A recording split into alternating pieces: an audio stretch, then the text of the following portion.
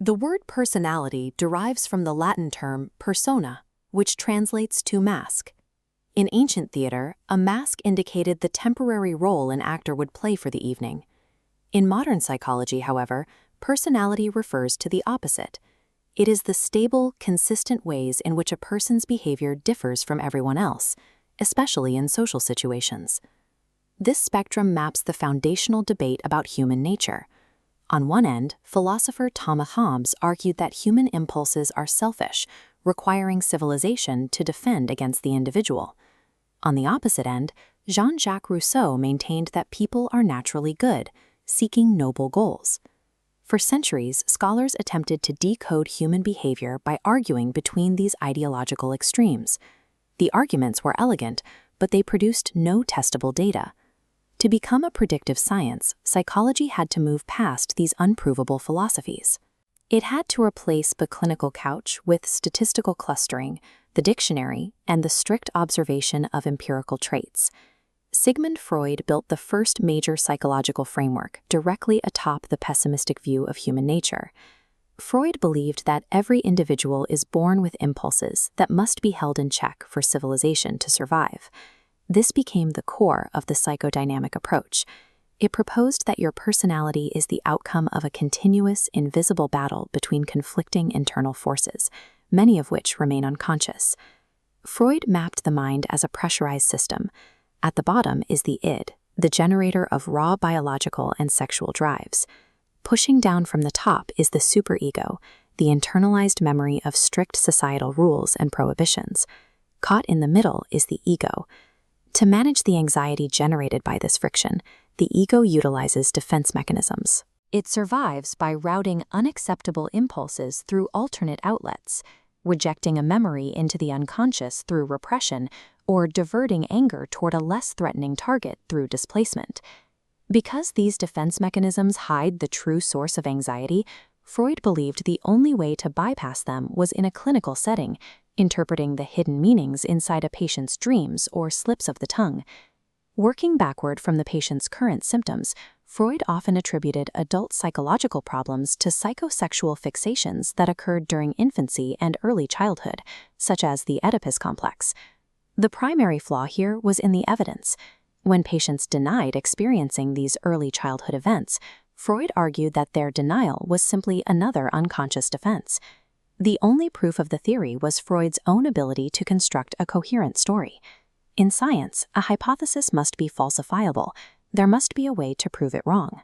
Because Freud's framework could flexibly explain both a behavior and its exact opposite after the fact, it actually predicted nothing, disqualifying it as a scientific model. This lack of empirical rigor caused the psychodynamic model to splinter. Neo-Freudians like Karen Horney broke away, rejecting Freud's extreme biological determinism and focusing instead on the detrimental effects of parental neglect. Carl Jung, once considered Freud's heir apparent, fractured the movement further. Jung dismissed the heavy emphasis on repressed sexual urges, arguing instead that adult personality is driven by a search for spiritual meaning. Jung expanded the idea of the unconscious mind. He proposed that humans are born with a collective unconscious, a shared repository that relates to the cumulative experience of preceding generations. As evidence, he pointed to archetypes.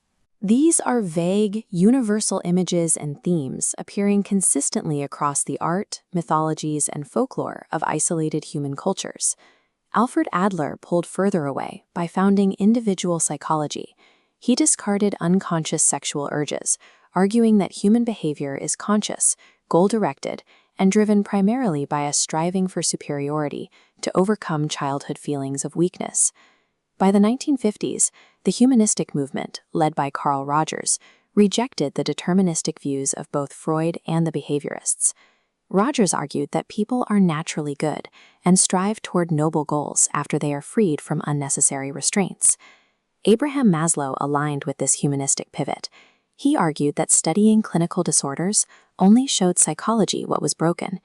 To understand personality, he set out to study self-actualized individuals, those achieving their full potential. But Maslow defined this state by first selecting historical figures he personally admired, such as Harriet Tubman. He looked at their lives, identified what they had in common, and used those traits to decide what self-actualized meant.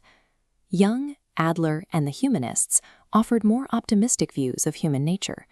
However, their methodologies were still circular and based on subjective narratives, falling short of the data-driven standards required for modern science. Modern personality research moved toward the nomothetic approach, seeking broad, general principles of personality based on studies of groups rather than intensive individual case studies. To measure behavior accurately, researchers first had to separate a temporary behavioral state from a permanent personality trait. A state is a reaction to an immediate situation, whereas a trait is a consistent baseline tendency over time. But quantifying abstract traits requires self-reported questionnaires, creating a severe measurement paradox. The data is entirely dependent on word choice, leaving the results vulnerable to subjective interpretation by the test taker. Look at this survey item. I feel I am a beautiful person. This might measure genuine self-worth, or simply vanity. Contrast that with, there are things about myself I'd change. This might indicate low self-esteem, or it could indicate a subject striving for high goals. This linguistic ambiguity appears in real-world data. For years, tests suggested that young women had lower self-esteem than men, but a closer look at the individual items revealed that women were scoring equal or higher in academics and moral behavior. Their aggregate score was lower simply because they applied higher standards to their physical appearance, meaning the tests were measuring standards of perfection rather than general self-worth. Before psychology could accurately measure personality, it needed an objective method to categorize traits, removing the researchers' personal preferences from the equation. The solution was the lexical hypothesis.